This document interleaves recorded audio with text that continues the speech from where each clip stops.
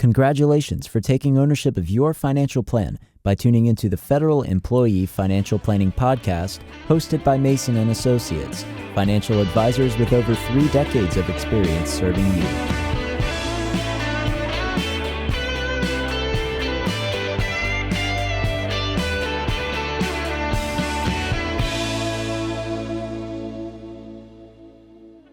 Welcome, I'm John Mason, and today we're going to discuss what is on everyone's mind, the Deferred Resignation Program and how it's impacting our clients and our financial planning at Mason & Associates. If you're not familiar, the Deferred Resignation is an opportunity for federal employees to resign, collect pay for a number of months until the resignation becomes effective later in 2025. The Deferred Resignation is an interesting opportunity for those retiring or who are thinking about retiring this year or next, but it's also causing some angst among those who are not eligible to retire. In this episode, I'm recording with my business partners, my father, one of my best friends, Mike Mason, Tommy Blackburn. Welcome to the Federal Employee Financial Planning Podcast. Good to be here. Timely subject. Hopefully we can get this edited and get out to people before they're forced to make a decision. But welcome, and a busy week for me. I'll be moving tomorrow and the rest of the week, so it's a good time. It's definitely the year is off to a very busy start. It seems like we have changes, executive orders, and court legal proceedings almost daily, it would seem. I mean, it's only February 11th as we're recording today, and boy, the year is off to a fast start here with constant headlines and constant changes. So even if this deferred resignation offer goes away, if the actual deadline on it hits, it seems like we're anticipating this is not the end of all of these potential opportunities and decision points that potentially will come this year. We always say it's going to be an interesting year. We always say, oh, this is going to be different this time, or this is going to be crazier than last year. But this year, in fact, actually does feel crazier than last year. It feels different than many, many years of our career. I've been doing this now, I think 14 or 15 years, Mike for over 30, Tommy about 14 or 15 as well. And this time it does feel different. And this time it does seem like it is different. One, because we have something that's never existed before, and that's the fork in the road, the deferred resignation opportunity. I think there's still some question on whether or not it's lawful. I think there's still some question on whether or not the people who take it, whether or not they will actually be compensated, through the end of September, which I think is the current rule. So we're going to talk a little bit in this episode just about the full context of what's going on and how we've dealt with it, some of our thoughts, what we think is coming next. But I also want to say, Tommy, to your point, that in the middle of all this, and if we just go ahead and acknowledge that we have something that never existed before, then we may have things that do exist that we've seen in the past that may come to fruition later this year. Discontinued service retirements, RIFs, VERA VSIP opportunities. And oh, by the way, let's just pile on that the current tax code is set to sunset at the end of this year. So we're going to have a new tax code to learn as well. And we're continuing to roll out Secure 1 and 2.0. So previous tax laws are still being implemented as we're talking about changing existing ones. We've had changes to Social Security. So it's may you live in interesting times. It seems like it is certainly happening. You better buckle up and hope that you have, a team like Mason and Associates on your side, because there's going to be a lot of decisions that need to be made. And we're not telling you we're going to have all the answers, but there's probably not a better place to go to figure them out than our company. Well, I love it, Mike, because I think as we unpack all of this and share our thoughts and some education around it, I think it comes back to where we come back as a firm constantly with the client is we've already got a plan in place. We had an adjustable, adaptable, evolvable plan. Let's go back to it so we make decisions. We're not making decisions in a vacuum. We're updating the plan, and we're using that as a starting point. And you certainly don't want the house to be on fire and having to figure this out while it's on fire versus, just being able to bob and weave because you already had a plan. For a long time, we've mentioned on this podcast when we previously did the radio that federal employees had generally speaking, a very secure career, right? We knew that we could go to work. I'm not throwing stones. Maybe it's hard to get fired. Maybe our job's very secure. We have less turnover and turmoil as compared to other private sector industries, for example. And we've had this conversation, Mike, you were saying this a long time ago. It's like, we need to have an emergency fund. We need to have money in the bank. We need to prepare for government shutdowns. We need to be ready. Like, what happens if we go through a government shutdown and we don't get back pay? Like, that could happen. And we've been championing this message for so long, and it feels like until this point, everybody kind of just looked at us and said, yeah, y'all are crazy. Everything is secure. And then bam, something like this deferred resignation fork in the road comes in, and it's like, well, things aren't as secure as we thought they were. So it's time to buckle up. Like, if you don't get caught up in this, if you don't get riffed, if you're not caught up in some sort of reduction in force, again, it's another wake-up call that we need to maybe dust off that resume, build up the emergency fund, and be prepared, because maybe your job as a federal employee looks a little bit more like a job in Silicon Valley than it used to look like as a federal employee back in 1984 when you began your career as a FERS employee.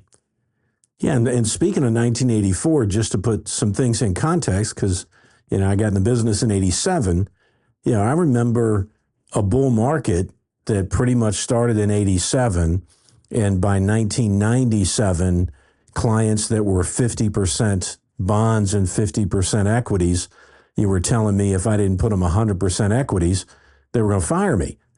So because they just believed that they were never, ever going to have a downturn in the stock market. Almost, John, to your point, like, you don't need an emergency fund as a federal employee because you're never going to face that opportunity.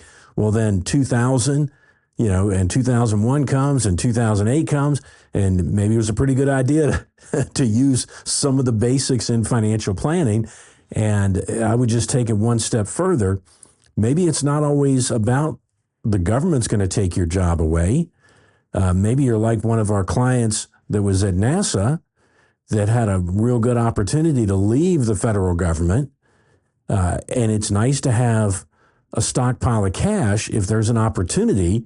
You'd hate to miss an opportunity to change your life because you didn't have 6 months of bills saved up and you couldn't do that. So many good reasons to do solid financial planning and not think I can leave that step out. It comes back to flexibility, which I think we preach quite a bit. And I think it cuts both ways, right? Both opportunity and risk. And usually in life, there's more opportunity than there is risk. But I love that framing, Mike, of, it could have allows you to take an opportunity as well as shelter, uncertainty that may come.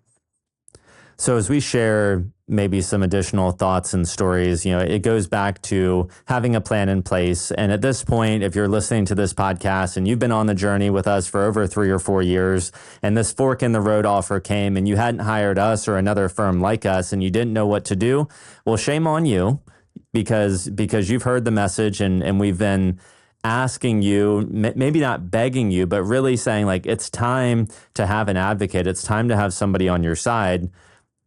Although this did feel a little bit like a phishing email, phishing with a P.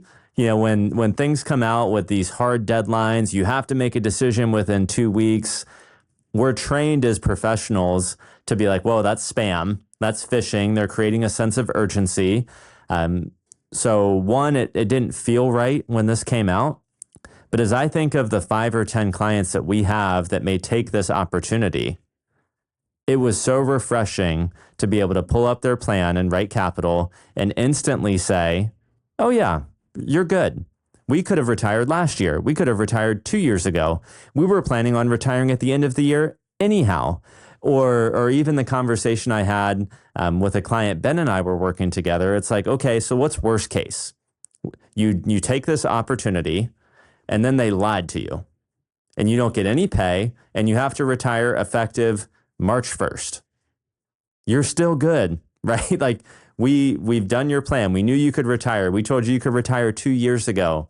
And being able to put this all into context. So in the middle of this phishing kind of scammy feeling thing that was going on, that's creating a lot of angst and uncertainty, we're able to bring those folks, Mike, back to a place of calm, because it's like, remember, we've already done your plan. If you don't have a plan in place, you're not going to get one up to speed in 14 days, are you? It's not going to happen. It's not going to, and at least not one that you have a whole lot of confidence in, because you'll have 14 days worth of experience with that new financial planner who probably isn't going to understand federal benefits the way a firm like ours does. Yeah, we had one just this morning that she'll reach age 57 and a half, have her time in 30 years. Now she gets to have an 8-month vacation before she gets exactly what she was expecting to get 8 months from now. So it's nice that plan's in place, and they're not like a 10 years tenured client. They're like a year and a half. And it's nice for that decision they made a year and a half ago. I got an email from them this morning. You promised to look over my retirement papers to make sure I'm not making any mistakes. I'll be filling them out and sending them to you next week, which is really cool. Our clients are telling us throughout this process, we are so glad we had you in our back pocket. Our clients are telling us we're so grateful that we already had a plan in place. We're so excited that we can reach out and talk to you. And oh, by the way, although we stick to a really rigid schedule of when we do client meetings, when stuff hits the fan, Tommy, we're just taking phone calls and making phone calls. And like when deadlines happen, we know how to act fast. And our clients have been very appreciative, and that makes us feel good about what we're doing. Well, that's why we have a rigid schedule, is to allow us to bob and weave on these other issues when we need to. So it's intentional for a reason. And even in the rigid schedule, we keep a lot of flexibility there. And I was thinking, there's so many good things here in the flexibility, and it's awesome for us to be able to say, you're already going to retire. Maybe you see if this offer is real or isn't real. We've certainly expressed a lot of skepticism about it. And at least right now, as we record this, it's held up in court. So it seems like a lot of legal actions will, be coming with everything that seems to be changing so quickly right now, which maybe that's a good thing. Let the legal system work. I hope that's the positive that comes out of this. Another thing I was thinking about, John, as we evaluate this, I think we've seen this with some clients too, is it's like, yeah, I understand. Maybe mathematically, like I could get 8 months for free, 7-8 months, if this is real and I was going to retire. But maybe I didn't want to retire in September, or I didn't want to stop. I didn't want to go on administrative leave today. I had some mission that I believe in. There's something in life that's still pulling me to do this job. And that's been really encouraging to have those conversations as well, right? It's like, yeah, don't let somebody tell you you're stupid for not taking this just because maybe that's the best financial offer. Let's start with let's make sure we got our bases covered. How's your financial plan? What's important to you? Let's make decisions from there. You're absolutely right. We're all getting so grateful to know you guys have our backs. Even when we're saying, let's pass on this, we all are anticipating this probably isn't the end of it. And so folks are happy to know. I'm glad you're there. And it's even been kind of exciting as we look around potentially the corner and we start thinking about things like RIFs and VERAs and VSIPs and discontinued service. Because one that reached out that y'all know as well, you probably didn't know they reached out. They're not eligible for retirement, but they will be under a VERA or even a discontinued service. And so that's been interesting, again, as we bob and weave to say, well, if that happens, even under a RIF, you'd be eligible for early reduced retirement. But let's look at what that does to your plan, and you're in good shape, et cetera. So it's just been, I think it's powerful when you've positioned yourself well, when you have a plan in place and you have flexibility. And we're seeing that with our clients, and they're thankful to have us there. So they're not, making knee-jerk reactions, and they can go forward in confidence. Well, thank you for sharing. Thank you for sharing, Tommy, the story about clients who are not taking it out of almost like a moral obligation or a moral code or compass. And that doesn't mean the people who are taking the fork in the road offer do not have morals. But I have an email in my inbox from 2 days ago that said, John, quick update. I'm not taking it because the admiral or the captain who's in charge at my command is retiring this year. I'm retiring this year. And I don't want to leave my agency. I don't want to leave my department in a bad place. I want to be able to train the next person. I want to have a say on when I go. And I don't want to be forced on administrative leave right now. So it's really, really cool. So to those of you who are not taking the offer because it doesn't fit in your plan, or because you want to make sure that the people you've worked so long with are taken care of, that's amazing. And Powerful. There are, maybe you missed out on some free money, maybe you didn't, but there are a lot of military veterans, Mike, who have less than a 50% VA disability rating. There are a lot of veterans who have more. And I'm not saying the ones who have less than 50 have made some better decision than the other, but people make their own decisions. And there are plenty of people out there who aren't pursuing a higher VA disability rating, who won't pursue the discontinued or the deferred resignation offer, because that's their prerogative. And we want to support all of these people and say congratulations to both sides, because you both win from this opportunity. Let's remember one of our favorite radio sayings, and I know we've used it here on the podcast as well, and it starts with they. And what's the rest of it? They are not talking to you. So this is a very good point, very good time to remember that the person sitting across, the office from you, which we don't have a lot of that because there's a lot of people working remotely, but your friends, your coworkers, they're not talking to you. They don't know your plan. The media, depending on which side of it you listen to, you're going to hear how there's no way in the world Trump's going to pay you for 8 months to do nothing, and you can't count on your members of Congress. I mean, this is the same Congress that just voted to kneecap Social Security to give higher benefits to CSRS that's retired. And then a month later, we want to lay off a third of the workforce.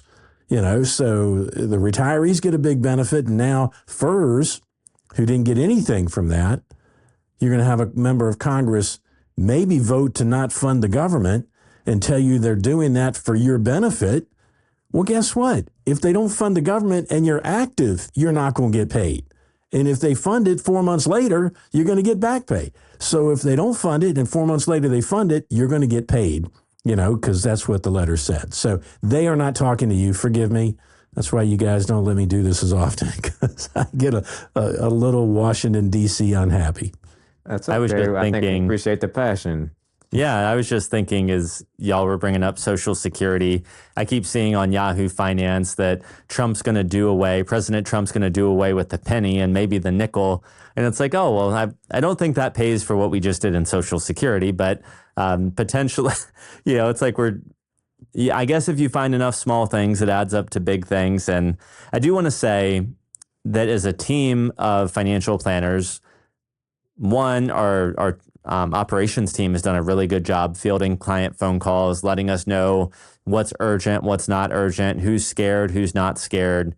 But as a team, we came together pretty quickly and basically came to the conclusion that we're going to handle this fork in the road offer not by giving somebody advice on whether or not they should take the offer, but by educating, empowering our clients to know, yes, you can, or no, you can't retire. We're not actually giving advice on whether or not we think this is law. We're not giving advice on whether it's the right thing to do or the wrong thing to do, or if it's moral or immoral. We're just saying, if you can retire, great. And if you would like to try this new thing that we've never seen before, have at it. But it's impossible for us to give advice on a program that we've never seen before. So I thought it was really cool how we just came from a standpoint of like, let's deal with the facts. You're good or you're not good. Yeah, I agree. And like so many things with our interactions with clients and the relationship is, it's pretty rare where we say this is the decision, right? It's usually a matter of education, supporting, empowering, as you talk about, John, right? Where let's lay it out, and if we give you good information, you're gonna make the best decision for you, and it's probably the decision we think you should make as well. But it's all about just giving you good information to work with. And so I guess we're reframing, we're pivoting the conversation. Like, okay, yes, we have this offer and we don't really know what to make of the legality and so forth around it at this point, because it really seems like it's in question. But let's bring it back to your plan. Here's where you stand. Now, what do we think about this? And I would say, and I like my Joe Diffie moment, because many times the clients that we make are ready to retire, not ready physically, and emotionally to retire, but, financially. So, how many times have we said, we're going to give you a Joe Diffie disc to play anytime the government does something that ticks you off. And what's the song? Take this job and shove it. So we've always, before this came out, we've always given the ability to say, when you're emotionally ready, you can retire. When the government does something, when work is no more fun, you can retire. When something happens, you're positioned to go out. And maybe they knew that before they called us. They just wanted reassurance, when they got the Joe Diffie moment. It's certainly a big decision. Yeah, understandable that anybody would want to have a discussion around it. It's a huge decision. Mike, I wanted to go back for a second about they're not talking to you. So we're talking specifically today or focusing on this deferred resignation offer. And I think we'll get into shortly some of the other ways they could potentially downsize the federal workforce. But you also went into Social Security, and it just sparked a thought. I recently was talking with clients who had nothing to do with this. It was actually around taking Social Security. But the whole thing of they're not talking to you, because they said everybody we talk to, all of our friends, nobody has delayed Social Security. And you're just like, well, I don't know them. I don't know what their plan is, and I don't know who's advising them. But I can tell you from our perspective, and it was what we generally see, where one of you is going to take it early, the other is going to delay. We're waiting for one of you to retire because we've got an earnings test to deal with that would basically wipe it out. You wouldn't get any right now while you're working. So we're having that discussion. And it also pivoted to, one, your standard of living shouldn't change whether we delay or don't delay. If you really want to take Social Security, your plan is in great shape. So we can certainly do that. And Mason & Associates will help you do it. By the way, it's actually contrary to our benefit, because by us turning on Social Security early, it means less we're going to have to distribute from your investments, which is how, our fee is based on the amount of investments we're managing. So we're giving advice that's counter to our own benefit, but it was just, it was another, we give them all the time. And that when your Social Security and they're not talking to you made me think about it, because that was another example where it's like, I don't really know what this situation is and what these people are going off of, but as your advisor, here's what we're seeing, and we're flexible either way. Let's not take your financial planning advice on Reddit or the financial planner at the water cooler or a financial planner who has not actually done your financial plan. I mean, a financial plan, even a CFP who doesn't know who you are as a person shouldn't be even giving advice at a cocktail party on whether or not you should delay until 70, because maybe they don't know anything about you, which means they're not qualified to really give any opinion other than, depending on how long you live, it may make sense for you to delay, right? Like that's pretty much where the conversation has to end until you know more specifics. Absolutely. And I just throw another, monkey wrench in the system. Imagine we wake up January 1 of next year and Social Security is tax-free. So now are you going to take $40,000 out?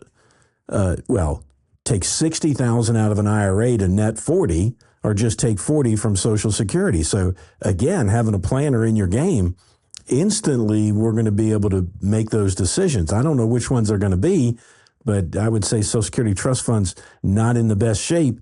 Maybe it's tax-free for 4 or 5 years before someone figures out they can't do it anymore. So who knows? We may flip-flop, but at least, we're going to have all the information in front of us to help you make that decision. Well, break, tangent alert. We've deviated from the subject quite far. So I'm going to bring us back to what everybody's talking about, which is this fork in the road offer.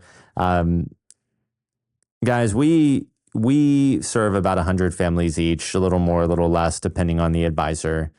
And Tommy, you mentioned like counter to our own benefit. And frankly, I guess it's like counter to our own financial benefit to kind of cap ourselves at a limited number of families. But we're also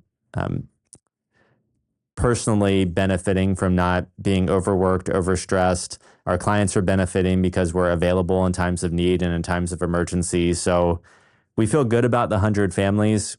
We dropped a podcast episode a few days ago where there was a call to action that said, if you want to become a client, here's how you start the process. We are nervous.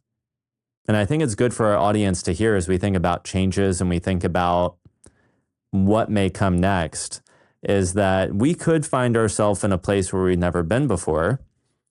And we could find ourselves in a place where we have to put new potential clients on a wait list because we have a tax law to learn. We've got clients going through VERA, VSIPs, RIFs, fork in the road, 1, 2, 3, 4, whatever is coming, where our top priority and our top mission is to take care of the people who have already asked us to be their financial planners. So I'm cautiously optimistic about the value that we can add this year, but I'm also just a little worried on what that's going to mean to us as a firm, our personal lives, our business lives, the hours that we're going to work, because this is when we're needed and this is where we have the ability to shine. But we have to protect ourselves along the way. So audience, do with that what you will. And I think we also wanted to call out that we're also very sorry. I think sorry is the right word, or we empathize, or we just feel like this really stinks for a lot of federal employees, guys. Like, there are 1 year, 2 year, less than 10-year federal employees who either just came in, maybe they have a young family, and there's turmoil going on right now, and there's unrest, and there's questions about whether these folks are going to have a job. And regardless of what we believe, whether the government's too big, too small, should be cut, should not be cut, there are real families and people that are suffering from this. And the suffering maybe hasn't even started yet. And I think it just would be wrong not to acknowledge the fact that this really, I hate to say this word on a podcast, but this really sucks. Like, on one hand, I can be really excited about potentially reining in spending, but then I think about the humans behind that and how that impacts them, and it's not going to be an easy road. It won't. It's that I don't know if we all agree on this. I think we do, but I've saw some things recently that I think I agree with, which is I understand we're trying to shake the system up, and sometimes I guess you got to throw some extreme things out there to try to make a difference. And unfortunately, I guess collateral may happen. At times, though, yeah, you wonder, will it be approached with a scalpel, or will it be approached with, a sledgehammer?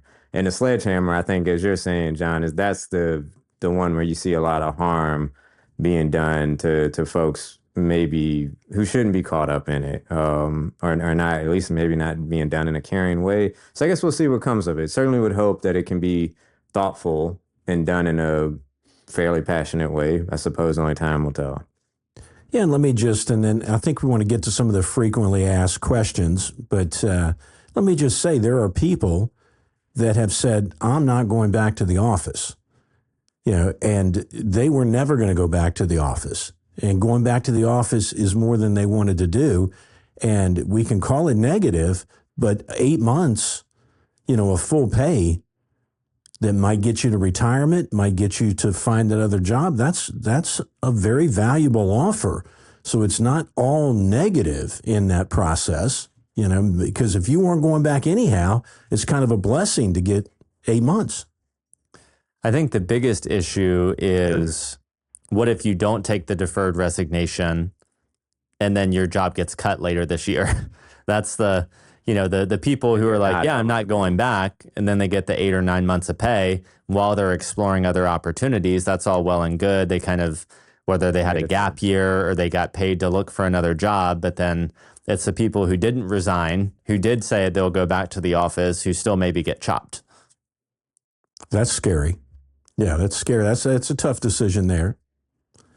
Did you want to do those frequently asked questions? Before we go there, I guess let's call it out. So if you haven't been there yet, audience, opm.gov, so Office of Personnel Management.gov/fork. I thought that was funny this morning when we actually read the URL. So opm.gov/fork/FAQ. So there's a whole list there of frequently asked questions. It talks about, what you can do, what you can't do. It talks about what if you were going to retire in November, December timeframe. So there's a lot there. We'll link it in the show notes. We'll put it in the blog. So you'll have access to all of these things. But let's pivot to VERA VSIP. What is a VERA VSIP? What I personally believe we're going to see this later this year. I don't think we're going to have the cuts that we're looking for from the fork in the road. So I personally think a VERA VSIP is coming. For whoever wants to take it, let's define VERA, let's define VSIP, so that our listeners can be aware of those. Yeah, Voluntary Early Retirement Authority, VERA, and that's typically, and guys, correct me if I'm wrong, but typically, with a VERA, you're going to get some maybe advancement on your age. If you don't meet the age requirement, maybe a couple of years advancement on age. If you're missing a service requirement by a couple of years, so maybe an incentive on time in service and an incentive on the age to where you can pull the trigger at 59 and look like you were 60. So my understanding, at least, of what you'll see with a lot of these VERAs is they change the retirement eligibility to age 50 with 20 years of service, or any age in 25 years of service. So I'm sure they can get creative, and maybe you've seen that in the past, Mike, where they offer to tack on some time and change some other things around. But it looks like maybe the starting place for a VERA is they lower that minimum retirement age and the years of service required to get there. Maybe, again, they're able to craft these certain ways. But that's what's been kind of interesting to even go through with some of our clients where, this offer comes out, the deferred resignation, and you look at it, it's like, well, your plan was to get to MRA and we're not there yet in this 8 months, or, we still have years, but you do have age 50 in 20 years or the 25 years in any age. So it's interesting to begin thinking through those scenarios. And so, John, that's at least hopefully addresses your question between Mike and me, the VERA. I think that was the one you wanted to hit on. Yeah, so that Voluntary Early Retirement Authority, I think y'all hit it well. And there are nuances with the first supplement as well that we can talk about. So under a VERA, you could still be eligible for the first supplement. We still have to be worried about, if we're 54 and we separate, we have to worry about how we're going to provide income because we didn't make it to 55, which means we don't have access to penalty-free TSP withdrawals, I don't think. And we might as well hit the supplement, John, that I guess some folks call it the Social Security Bridge. I'm not sure if it has other acronyms out there, but under the VERA, and even in discontinued service, if we get into that, my understanding is, so say we were 50, we were the earliest, we do still get a supplement, but it doesn't start until that MRA, which most likely going to be that age 57. That's perfect. And then what we've seen historically is a VERA also paired with a VSIP, which is that voluntary separation incentive pay. And I think historically they've been $25,000. So it's not completely crazy to think that once we get through this fork in the road, that hopefully we go to, if we need to make additional cuts, a voluntary early retirement authority, which would still lend it to be a deferred resignation would be voluntary for most folks.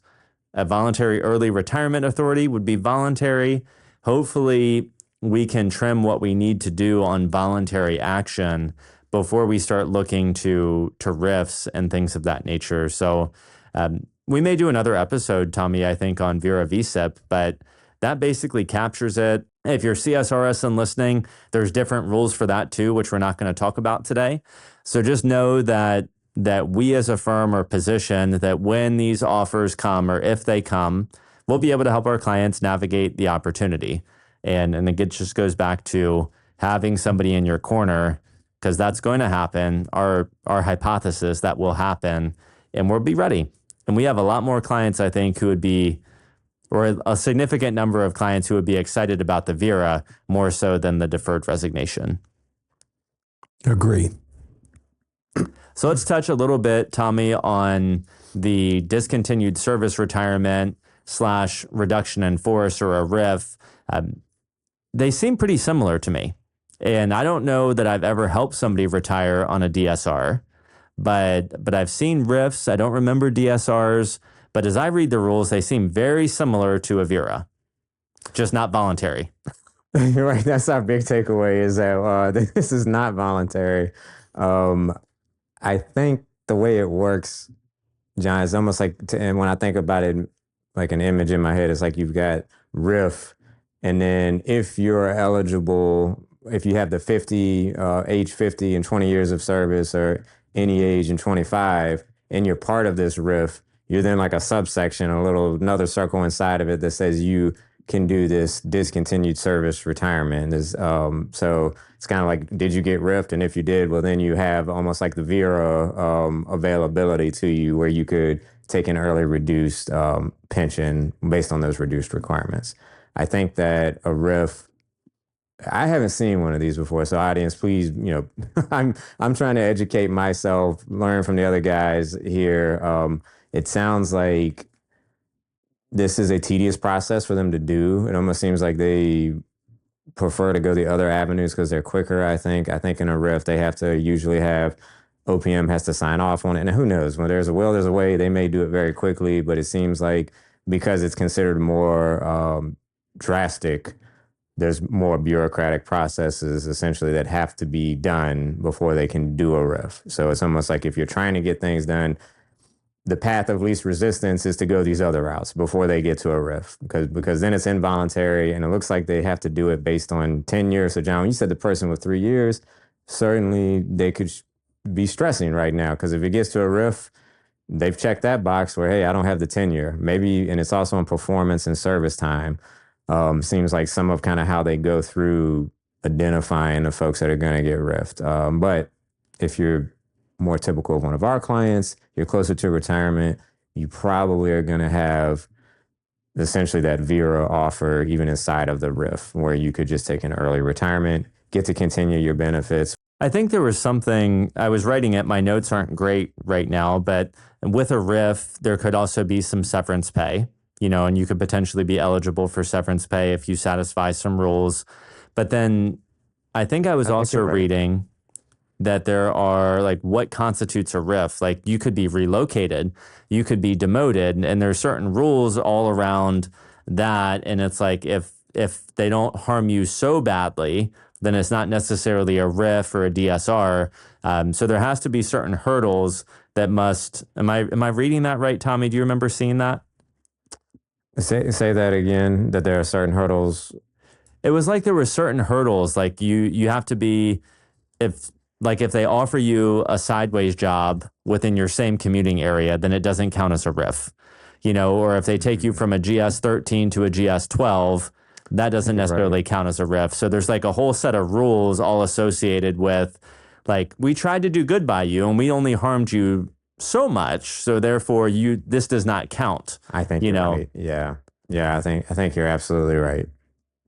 Yeah, so there's still like a couple other paths they can take to try to avoid getting to the RIF, right? Where it's like, you probably wish we did a RIF versus basically demote you. Exactly.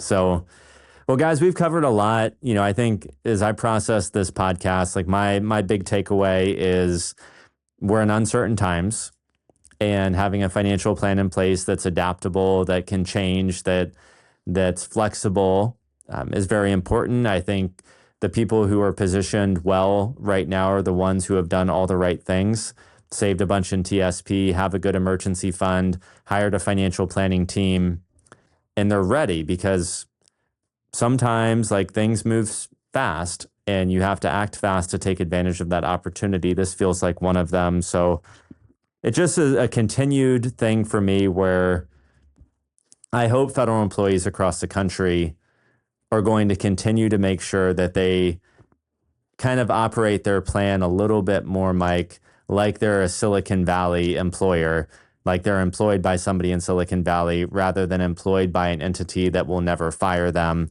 or at least have a little bit, which I don't mean to be mean, just a little bit of a feeling in your stomach that says, you know what, like, my whole life could be turned over tomorrow. How do I make sure that my family's okay if that happens? And there's a certain amount of that that's good and healthy, and there's a certain amount that's not. I'm not suggesting that we've reached the balance, that we found the balance in the Force, as they would say in Star Wars. I'm certainly not saying that President Trump is bringing balance to the force, if you're Star Wars fans out there, but there has to be some balance, and having a certain amount of pressure or anxiety or fear of losing your job does tend to lend making really good financial planning decisions to protect against those what-if events. Yeah, and I would say, and I'm not defending our current president in this situation, but I've said this many times, the biggest hiring entity over the last couple of years has been the government. And it takes 15 private sector jobs to pay for one government, employee's salary and benefits. And it's unsustainable at that rate. Everything blows up. Everyone makes choices. Not everyone can be a federal employee because somebody's got to pay into the system for the federal and the military. And if you and this is not the first time it's been bloated. It's been bloated before, and President Clinton, laid off a lot of the federal workforce. So it's bloated. There's money to be saved, and we just need to do it respectfully. But don't look at it like the president hates federal employees. It's bloated, and we've got to get our numbers right. No closing thoughts. I think other than it's been fun, and our hearts go out to everyone. We're here for our clients. We hope this is helpful to others. Hopefully you hear throughout the years, listening to us and potentially working with us, is we adapt, we change. We are proactively monitoring and proactively touching base with those clients we know are impacted, and we're here to help our clients. Well, that's awesome. So folks, thank you for being on this journey. Thank you, audience, we're over 3 years doing this. Is our content helping you make more informed decisions? Do you feel more educated and empowered than you were before? Have you made positive changes in your financial plan since you started following? If so, be sure to share those comments.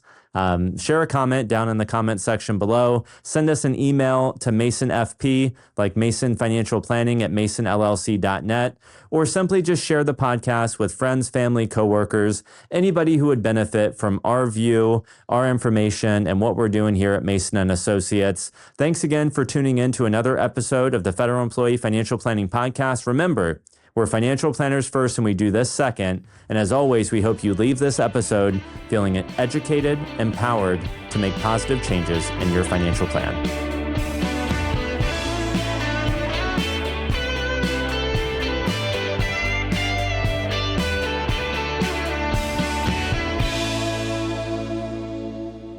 The topics discussed on this podcast represent our best understanding of federal benefits and are for informational and educational purposes only, and should not be construed as investment, financial planning, or other professional advice. We encourage you to consult with the Office of Personnel Management and one or more professional advisors before taking any action based on the information presented.